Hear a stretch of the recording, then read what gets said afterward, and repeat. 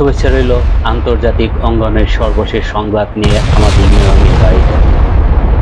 ইরানের গোপন পারমাণবিক শক্তি ফাঁস। এবার কি আমেরিকা ইসরায়েল একসঙ্গে ধ্বংস হবে? মধ্যপ্রাচ্যের আকাশে আবারও যুদ্ধের কালো মেঘ। একদিকে পারমাণবিক শক্তিধর হওয়ার দৌড়ে থাকা ইরান, অন্যদিকে অপ্রতিরোধ্য সামরিক শক্তির অধিকারী ইসরায়েল। এর মধ্যেই মার্কিন যুক্তরাষ্ট্রের বিধ্বংসী হামলা। সত্যি কি ধ্বংস হয়ে গেল ইরানের পারমাণবিক স্থাপনা, নাকি এটি আরো বড় কোনো যুদ্ধের পূর্বাভাস? কি হতে চলছে মধ্যপ্রাচ্যে? পরাশক্তিগুলোর এই বিপজ্জনক খেলায় কার লাভ, কার ক্ষতি? জানতে হলে শেষ পর্যন্ত দেখুন ডিজিটাল নিউজ টিভির আজকের এক্সক্লুসিভ রিপোর্ট।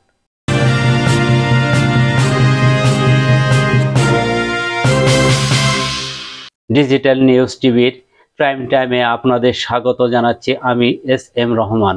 বিশ্বজুড়ে যখন অর্থনৈতিক সংকট এবং রাজনৈতিক অস্থিরতা চলছে, ঠিক তখনই মধ্যপ্রাচ্যের পরিস্থিতি এক নতুন দিকে মোড় নিচ্ছে। সম্প্রতি ইরান ও ইসরায়েলের মধ্যে যে ভয়াবহ সংঘাত শুরু হয়েছিল, তা যে এক নতুন ভূ রাজনৈতিক নাটকের জন্ম দিয়েছে। এই সংঘাতে মার্কিন যুক্তরাষ্ট্রের হস্তক্ষেপ পরিস্থিতিকে আরও জটিল করে তুলেছে। আজকের প্রতিবেদনে আমরা দেখব কিভাবে ইরান একের পর এক নিষেধাজ্ঞা সত্ত্বেও নিজেদের সামরিক শক্তি এতটা বাড়িয়ে তুলল। ইরানের হাতে এমন কি কি অস্ত্র রয়েছে যা ইসরায়েল এবং যুক্তরাষ্ট্রের জন্য উদ্বেগের কারণ?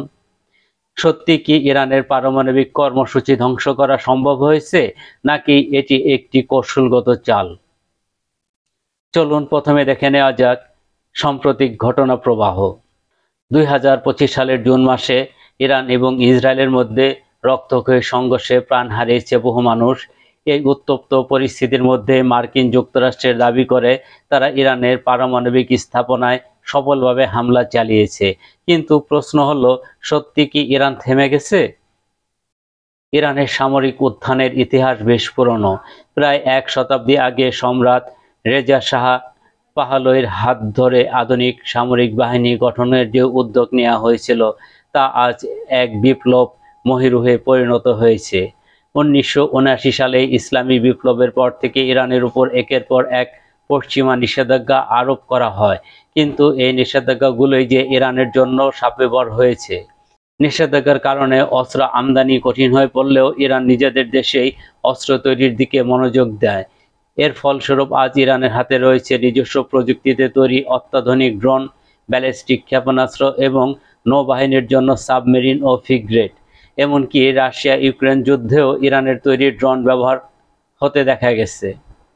সামরিক শক্তি পর্যবেক্ষক সংস্থা গ্লোবাল ফায়ার পাওয়ার এর 2025 সালের র্যাঙ্কিং অনুযায়ী বিশ্বে 145টি দেশের মধ্যে ইরানের সামরিক বাহিনীর অবস্থান 16তম। ইরানের সক্রিয় সেনা সদস্যের সংখ্যা 6,10,000 এবং সংরক্ষিত সদস্য রয়েছে আরও 3,50,000। তাদের বিমান বাহিনীতে রয়েছে 550টিরও বেশি যুদ্ধ বিমান, যার মধ্যে 168টি ফাইটার জেট এবং 21টি অ্যাটাক বিমান। তবে ইরানের সবচেয়ে বড় শক্তি হলো তাদের ক্ষেপণাস্ত্র প্রযুক্তি। মধ্যপ্রাচ্যে ইরানের কাছেই সবচেয়ে বড় ক্ষেপণাস্ত্রের ভান্ডার রয়েছে বলে মনে করা হয়। 2024 এবং 25 সালে ইসরায়েলের উপর চালানো হামলাগুলোতে এর প্রমাণ মিলেছে।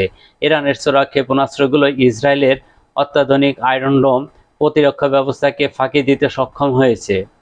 বিশ্লেষকরা মনে করছেন, মধ্যপ্রাচ্যে ইরান এক অপ্রতিরোধ্য শক্তি হিসাবে আবির্ভূত হয়েছে।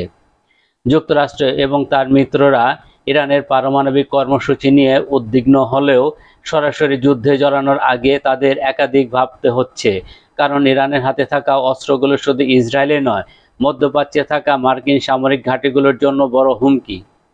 এই পরিস্থিতিতে বিশ্ব এক নতুন স্নায়ুযুদ্ধের দিকে এগোচ্ছে কিনা তা সময় বলে দিবে। তবে এটাই স্পষ্ট যে ইরানকে উপেক্ষা করার মতো অবস্থা আর নেই কোনো পরাশক্তির। আজকের এই আলোচনা থেকে একটা বিষয় স্পষ্ট, মধ্যপ্রাচ্যের রাজনৈতিক দাবা খেলায় ইরান এখন একটি গুরুত্বপূর্ণ খুঁটি। আগামী দিনে এই অঞ্চলের পরিস্থিতি কোন দিকে মোড় নেয় তা জানতে চোখ রাখুন ডিজিটাল নিউজ টিভির পর্দায়। ধন্যবাদ।